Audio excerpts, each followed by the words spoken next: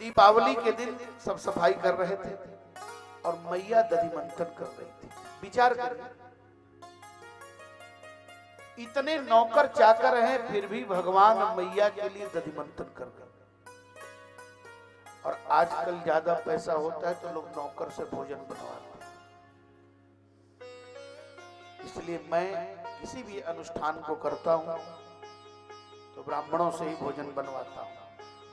कृष्णा बाबू के यहाँ भी पंडित जी ही भोजन बना रहे हैं, क्योंकि सबके हाथ का बनाया खाना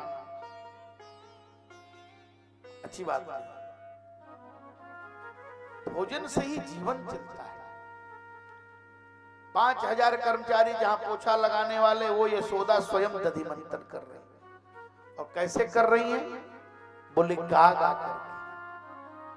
आजकल की माताएं रो रो करके भोजन बनाती हैं।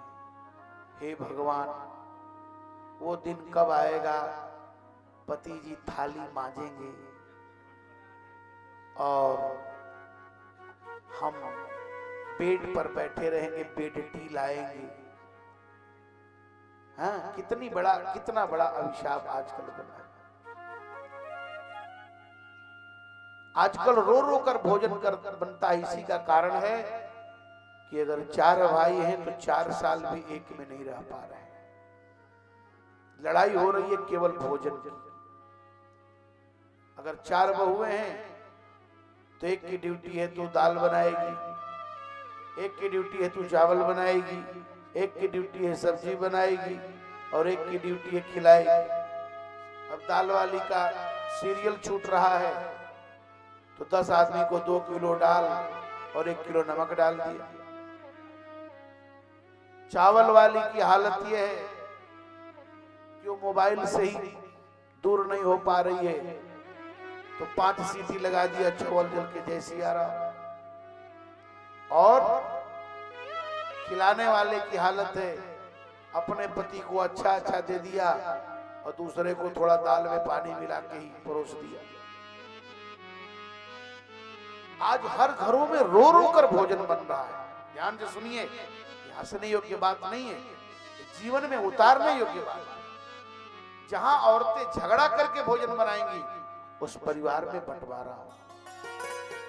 पहले जमाने में जाता पीसते समय माताएं एक गीत गाती थी जिसका नाम था जतसर। गीत गाती थी। और आज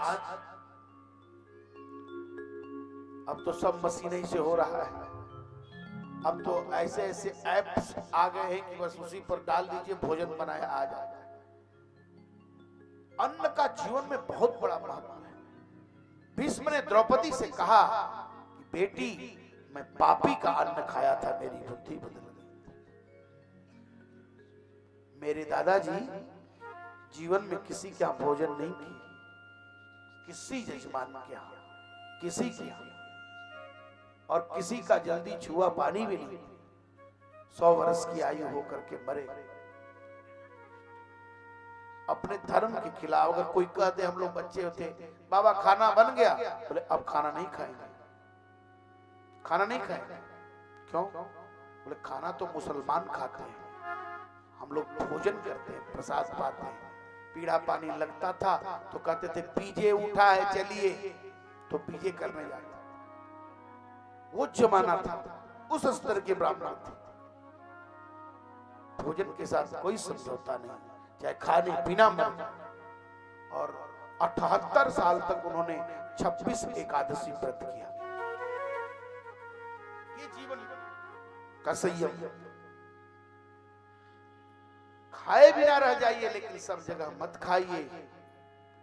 पेट का कैंसर हो रहा है। सब क्यों? सब सिंथेटिक तेल मिल रहा है, नकली तेल, नकली घी, नकली मसाला, वही खा रहे हैं। नकली पनीर खा रहे हैं। पनीर वास्तव में शास्त्रीय भोजन नहीं है। जब तक मेरे दादाजी जीवित थे हम लोगों ने पनीर नहीं खाया। वो कहते थे पनीर मांस की श्रेणी में आता है। क्यों? बोले दूध और नमक का संयोग होता है, वो परंपरा। और आज तो बोले पनीर और पनीर के नाम पर सब सिंथेटिक पनीर हाजिर है।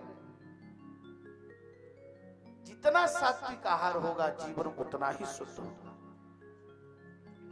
ये जीवन में याद रखिए। और भोजन बनाने वाली स्त्री यदि पवित्र भाव से बनाएगी तो खाने वाले का मन भी पवित्र रहेगा, और गाली देकर बनाएगी तो खाने वाला भी शाम होते होते 2-4 थप्पड़ उसको लगाई देगा।